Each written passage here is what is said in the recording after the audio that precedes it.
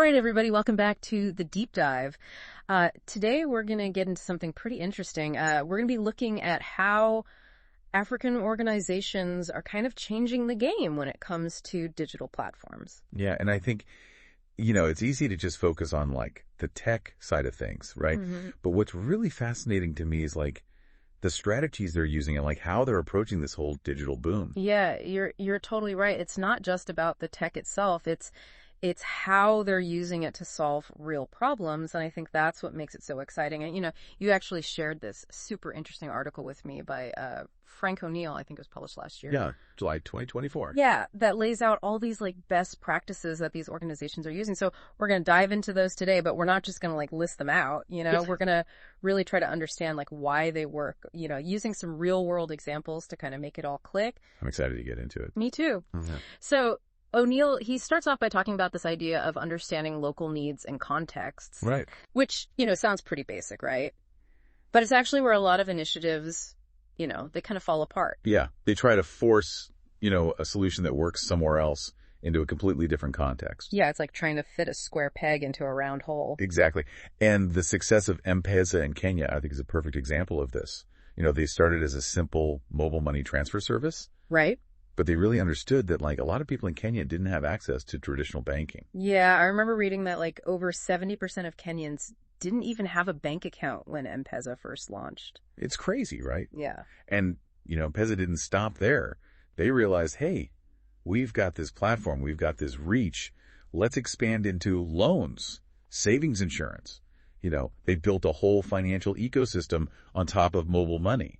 So it's not just about offering a service, it's about providing a solution, right? Exactly. And that leads us perfectly into the next best practice that O'Neill talks about, which is building robust partnerships. Right. And I love the example of Twiga Foods. They're connecting farmers to markets, which is huge in itself, but they didn't stop there. Right. They partnered with banks to offer financial services to these farmers as well. Oh, wow. So they're going beyond just the logistics and empowering these farmers financially. Exactly. It's like a ripple effect of positive impact. But I love that. And that's what you get with these strong partnerships. Yeah. You leverage each other's strengths. Yeah. And you create something much bigger than you could on your own. It's a win-win. Totally. So, we're talking about reaching more people, and obviously we can't talk about Africa without talking about mobile technology. Right. I mean, Africa has the highest mobile phone penetration in the world, I think. It's incredible. So it's no surprise that O'Neill highlights leveraging mobile technology as a key best practice. And Jumia is a great example of this. They're like the Amazon of Africa, right? Yeah. And they understood from the beginning that for a lot of Africans, their mobile phone is their primary way to access the internet. Yeah, it's like that trip I took to Ghana a few years back. I mean, forget Wi-Fi, everybody was using mobile data. Exactly. So it makes sense that Jumia went all in on this mobile-first experience. Totally. And it's not just about having a mobile app, right? It's about designing that whole user experience with mobile in mind. Yeah. Thinking about small screens, limited bandwidth, data costs. Yeah, all those challenges. Yeah, they had to get creative. It makes you wonder, did they have to compromise on features or functionality, or how did they deal with all those constraints? And Yeah. I think this is where that deep understanding of the local context that we were talking about earlier comes in. Yeah, you can't just take a solution that works in one place and plop it down somewhere else. It's not a one-size-fits-all approach. Exactly. And this leads us to another really important consideration, which is adapting to regulatory environments. Right. Because navigating the legal and regulatory landscape in Africa can be a challenge. I can imagine 54 countries, each with their own set of rules. That's got to be a headache for businesses trying to expand. It can be. But Flutterwave, which is a payment solutions company, they've really figured out how to navigate this complexity. Oh, cool. They've integrated all these different local payment methods and currencies, and they work really closely with regulators in each country. So instead of trying to force a uniform solution, they're embracing the diversity, even if it means more work for them. And that's been key to their success. Mm-hmm. They've shown that understanding and respecting local regulations can actually be a competitive advantage. It's like turning a potential obstacle into an opportunity. Exactly. And that transitions nicely into the next best practice that O'Neill discusses, which is creating inclusive ecosystems. Right. This one's really interesting. Yeah, and SafeBoat is such a cool example of this. They started as a motorcycle taxi service in Uganda. Oh, okay. But their vision was much bigger than that. They wanted to create this whole ecosystem. Wow. So it's not just about getting from point A to point B. It's about creating a platform that offers all these different services. It's exactly. They've expanded into deliveries. They have a digital wallet. They even do ride hailing for cars now. It's about convenience, but it's also about creating a sense of community, right? Like a digital hub where people can access everything they need. I think so. You know, it reminds me of how we use apps like WeChat or Alipay in Asia. Oh, yeah. It's not just about payments anymore. It's like you can order food, book travel, manage your finances, even connect with friends. Right. It's like this whole digital lifestyle. Exactly. And it makes you realize the potential for these kinds of ecosystems to transform not just businesses, but like entire societies. Yeah. It's powerful stuff. Okay, I feel like we've covered a lot of ground already, but we're just getting started. We've still got a bunch of best practices to explore, like user education, data-driven, decision-making, localized content. So much more. So much more. Why don't we take a quick pause here and come back in part 2 to delve into all of that? Sounds good to me. All right, we'll see you back here soon for part 2, where we'll continue our deep dive into the amazing world of African digital platforms. Me too. So we were talking about these inclusive ecosystems, right? Like these digital hubs that are kind of changing the way people live and interact. Yeah, it's pretty mind-blowing when you think about the potential, and it makes you wonder, how do you actually get people on board with these platforms, especially in areas where, digital literacy might be a bit lower? That's a great question, and I think that's where this next best practice that O'Neill talks about comes in investing in user education and support. Yeah. A lot of companies overlook this, but it's crucial. It's like that saying, give a man a fish, you feed him for a day. Teach a man to fish, you feed him for a lifetime. I love that analogy, and Paga, the mobile payment platform in Nigeria, is a great example of this. They realized that for a lot of people in Nigeria, using a digital platform for their finances was a totally new thing. Right. It's a big leap of faith for some people. Exactly. Yeah. So they didn't just build the technology, they built the trust.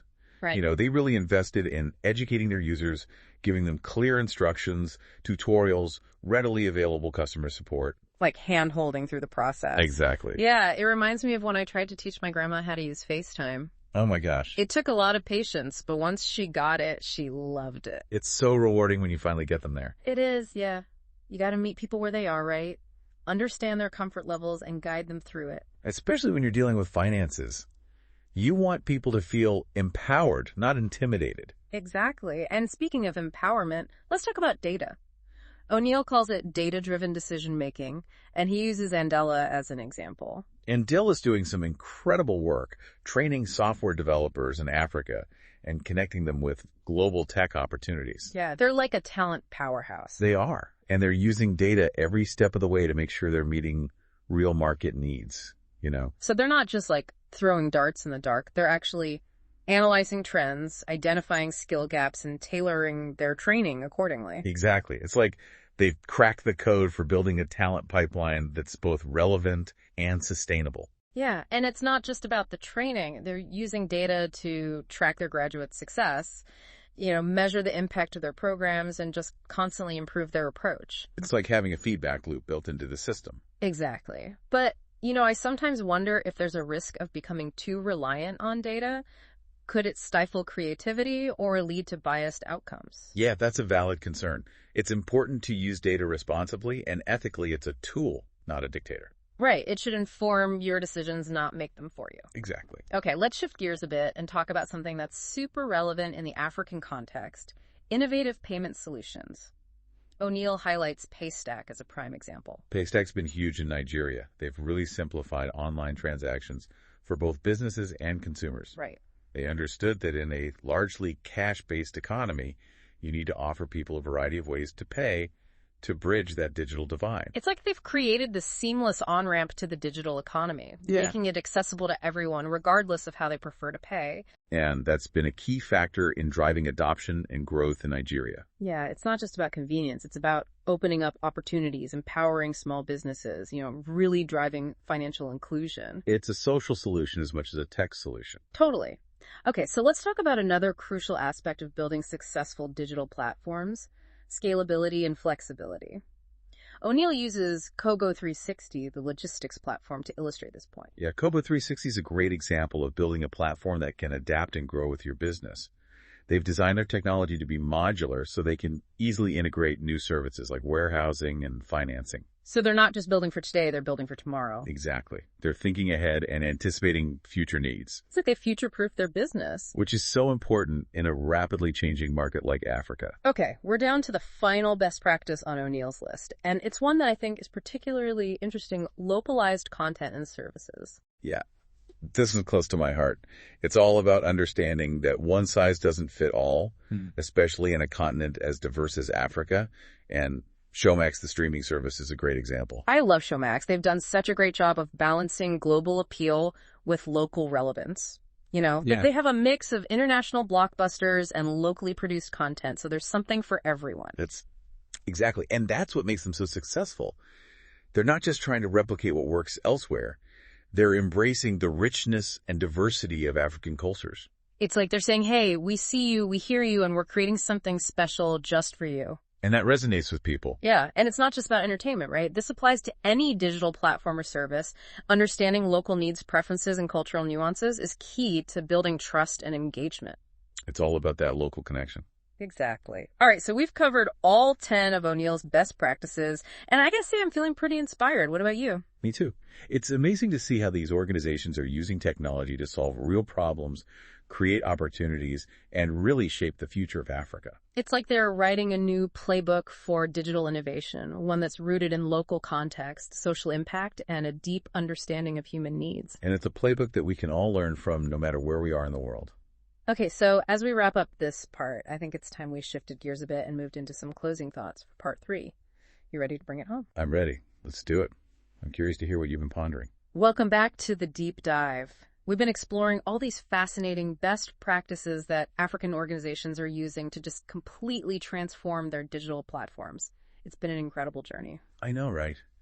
It's so inspiring to see how they're not just adopting technology, but really adapting it to their unique context. Absolutely. It's not just about building apps, it's about building ecosystems, Right. Creating solutions that empower individuals and really drive social change. Like, who would have thought that a motorcycle taxi service could become this all-encompassing digital hub like SafeBoda? It's amazing. Right. It really challenges our assumptions about where innovation comes from and how technology can be used to solve real-world problems. So I've been thinking about this. We've been focusing on how African organizations are adapting global trends to their local context. But what if we flipped the script? Ooh, I like where you're going with this. You mean, like, what can the rest of the world learn from Africa? Exactly. What if companies in Europe or North America started looking to Africa for inspiration? Could they apply these principles of hyper-local focus community banking and these creative partnership strategies to their own markets? I think that's a brilliant idea. Challenges this traditional notion of a one-way flow of ideas from the West to the rest of the world. Right. It's like, what if it was a two-way street? Imagine the possibilities if we had this more global exchange of knowledge and inspiration. It would be a game changer for sure. I mean, look at how M-Pesa's mobile money model is being adapted in other parts of the world. There's clearly a demand for solutions that meet the needs of the underserved, regardless of geography. And maybe those solutions already exist in unexpected places like the vibrant African tech scene. It's like we need to broaden our horizons and be open to learning from different perspectives. Totally. I think that's the beauty of our deep dives. Yeah. It's not just about acquiring knowledge. It's about sparking new ideas and challenging our assumptions.